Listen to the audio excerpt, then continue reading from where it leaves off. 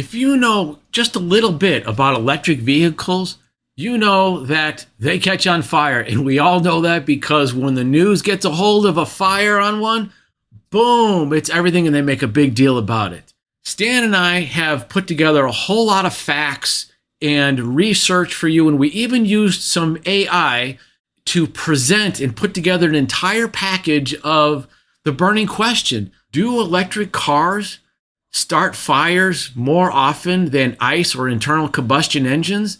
What's the truth about that? And believe me, this is not clickbait. My name is George. Welcome to Go Green Hub, and let's get started. Ever wondered which cars catch fire the most? We're about to turn the ignition on that burning question. You see, there's a lot of smoke and mirrors when it comes to car fires. Some folks swear it's the flashy electric vehicles going up in flames left and right. Others are convinced it's the good old gasoline guzzlers that are the real fire hazards. So, what's the deal? Are electric cars really sparking more fires, or is it just a bunch of hot air? Well, we've decided to cut through the haze and get to the bottom of this. We've scoured data from the National Transportation Safety Board, the Bureau of Transportation Statistics, and recalls.gov to bring you the real scoop. Ready to douse the flames of confusion and light the spark of knowledge? Buckle up. So, where did this fiery data come from, you may ask? Well, let's journey into the world of data collection, where spreadsheets rule and paper cuts are the enemy. Our first stop on this data expedition was the National Transportation Safety Board, or NTSB for short. This agency is like the Sherlock Holmes of transportation disasters, investigating everything from plane crashes to, you guessed it, car fires. They have a treasure trove of data, but accessing it wasn't as simple as just clicking a button. Our analysts had to play detective themselves, sifting through mountains of reports and statistics, dodging the dreaded paper cuts and coffee stains. But they persevered, and soon had a list of every car fire reported in the last 5 years. Next, we had to figure out how many of each type of car was sold to put those fire numbers into perspective. That's where the Bureau of Transportation Statistics, or BTS, came into play. Now, you'd think that with a name like that, they'd have all the statistics neatly arranged in alphabetical order. But no, it was another expedition into the wilderness of data, trudging through sales reports and recall notices. There were highs, there were lows, there were, unfortunately, more paper cuts. But our intrepid analysts weren't deterred. They braved the bureaucratic jungle, armed with nothing more than their trusty calculators and a sense of humor. They battled with confusing acronyms, dodged the perilous paper cuts, and finally emerged victorious with the all-important sales data. And let's not forget about recalls.gov, the final piece of the puzzle. Here, amidst a sea of recall notices, we found the golden nugget, the number of recalls due to fire risks. Once again, our analysts dove in, sifting, sorting, and calculating until the picture began to take shape. With our data in hand, and only a few paper cuts later, we're ready to crunch some numbers. And so, armed with our hard-earned data, we set off on the next stage of our journey, the number crunch. I wanted to pause real quick to let you know that we've got a secret giveaway.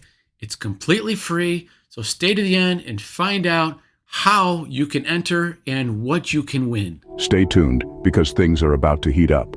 Welcome to the number crunch, where data meets destiny. Now imagine us donning our detective hats, our eyes squinting behind magnifying glasses as we sift through mountains of data.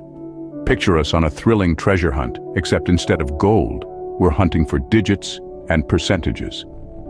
Our first stop, the National Transportation Safety Board. We dove into their data ocean, fishing out the number of car fires. Then, we hopped over to the Bureau of Transportation Statistics, digging up sales data like a dog on a mission. It was a journey, let me tell you. And just like a good detective story, there were a few unexpected plot twists. Our first surprise, hybrid-powered cars. Now you'd think these half-electric, half-gasoline hybrids would be sitting pretty in the middle, right? Wrong. Turns out these bad boys were involved in about 3,475 fires per every 100,000 sold. Remember now, hybrids, they've been around a lot longer than just regular EVs, but they never make the news. You never hear about them. And what you're going to find out when you continue to listen here in our video is where the hybrids come in on the risk of fire in the statistics. Talk about a hot ride. Next up, gasoline-powered cars. These old-school gas-guzzling machines came in at around 1,530 fires per every 100,000 sold. Not quite as fiery as the hybrids, but still pretty sizzling. And then there were the electric vehicles. The media loves a good EV fire story, but our data told a different tale. Electric vehicles saw just 25 fires per every 100,000 sold. That's right, 25. Less than a heated game of bingo. To top it off, we checked out recalls.gov, and guess what? Internal combustion engine cars, or ICE cars for short, catch fire more often than EVs. While ICE vehicles make up 1.05% of fires, EVs account for a cool 0.3%. Statistics show ICE cars are 20 to 80 times more likely to catch fire compared to EVs. Now that's a plot twist worthy of a primetime drama. So, after a grueling session of number juggling, we've got some hot results. Now brace yourself for a plot twist hotter than an engine on fire. You know, they say that reality is stranger than fiction, and it seems our data is eager to prove that right. Remember those terrifying news stories of electric cars spontaneously combusting? Well, it turns out those are about as common as finding a needle in a haystack. A very, very large haystack. Let's throw some numbers around. According to our data, internal combustion engine cars, or ICE cars for short, are responsible for a whopping 1.05% of all car fires. That's like being at a party with 100 people and finding out that one of them is a fire-breathing dragon. On the other hand, electric vehicles, those demonized fireballs on wheels, account for a measly 0.3% of car fires. That's less than a third of the dragon party. So if you're scared of your electric car turning into a barbecue grill, you might want to reconsider. Now, we know what you're thinking. But all those news stories can't be wrong, right? Well, dear listener, it seems the media might have a bit of a flair for the dramatic. While electric car fires do happen, they're like a rare species of bird, spotted only occasionally and causing quite a stir when they do.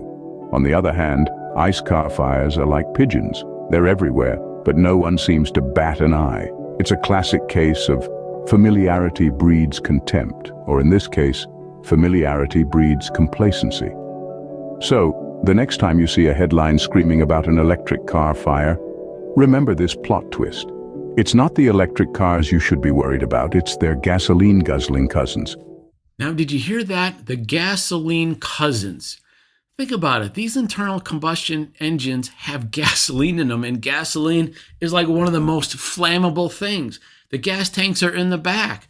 Bam, you get in an accident, and you know what? If that thing crushes, and you know those internal combustion engines, they're hot. You never want to touch those engines or those tailpipes when they're running, when they've been running.